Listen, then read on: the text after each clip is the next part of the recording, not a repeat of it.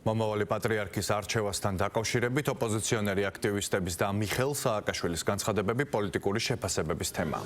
სააკაშვილი არჩევნებს რუსულ სპეცოპერაციას უწოდებს. მის განცხადებას მწვავედ აკრიტიკებენ მმართველ გუნდში. ნაციონალურ მოძრაობაში კი ამტკიცებენ, რომ სააკაშვილს ფართო კონტაქტები აქვს, საიდანაც შეიძლება ჰქონდეს ინფორმაცია რუსული უშიშროების მხრიდან სინოდის არჩევნებში ჩარევის მცდელობაზე. შეგახსენებთ, სააკაშვილმა სოციალურ ქსელში დაწერა: ძალიან მიკვირს მედიის, რომელიც ასე აქტიურად აშუქებს პატრიარქის ეგრეთ წოდებული არჩევნების რუსულ სპეცოპერაციას, ვითომ მართლა რაიმე კონკურენტულ პროცესთან ჰქონდეს საქმე და ინტრიგა რჩებოდეს. ამ არჩევნების სცენარი დიდი ხანია დაწერილია ლუბიანკაზე და ინსტრუქციები გაშვებულია ივანიშვილთან და ეკლესიაში აგენტურასთან. ვკითხულობთ მიხეილ სააკაშვილის განცხადებაში.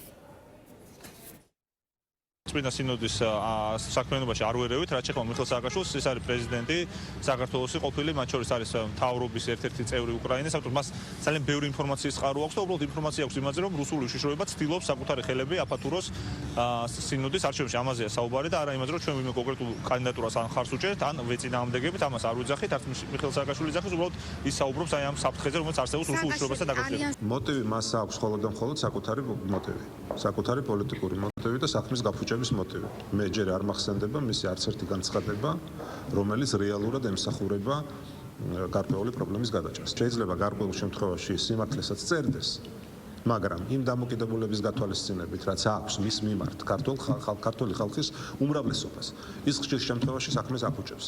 და მე უფრო ახლა, როდესაც საქმე ეხება ეკლესიას, ნამდვილად მოუწოდებ მას კიდევ ერთხელ ახსოვდეს ის დიდი ქართული სიბრძნე, რაც არის, რაც არასჯობს გაცლასჯობს. 17-21 მარტის მოვლენებმა დაამტკიცა და დაარწმუნა უცხოური საზოგადოება იმაში, რომ საქართველოს ვერ მოერევი, მანამ სანამ მედგრად არის მასში რწმენა, ოჯახური ღირებულება, სიყვარული ეკლესიის და რწმენის მიმართ. ეს დაინახეს, რომ მილიონზე მეტი ადამიანი გამოვიდა რუდუნებით, აი ამ ღირებულების აღსანიშნავად.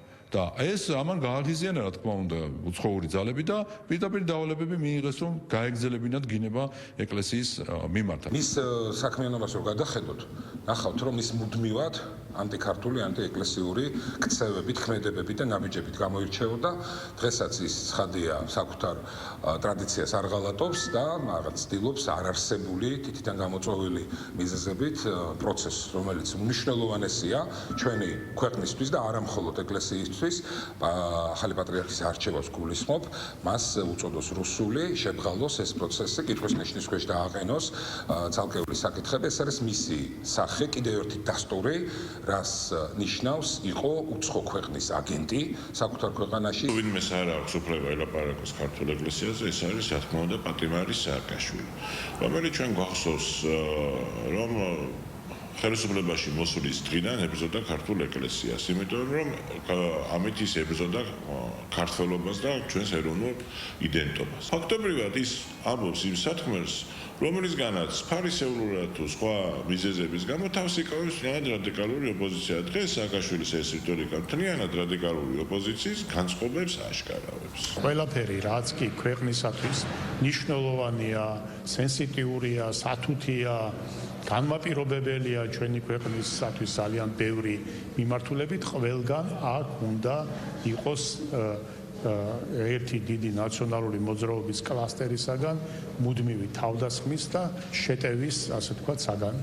და ბუნებრივია, რა თქმა უნდა, ეკლესია უკვე დიდი ხანია მათგან გამომდინარე ტრადიციულად არის თავდასხმის ობიექტი. აქ მეგონი ეჭვი არავის აღარ ებარება, რომ სააკაშვილი არის ადამიანი, რომელსაც შეუძლია ყველაზე და ყველაფერზე დღეში ორჯერ სხვადასხვა აზრი, სხვადასხვა მოსაზრება, სხვადასხვა, ასე ვთქვათ, რო იტყვიან პოზიცია დააფიქსიროს.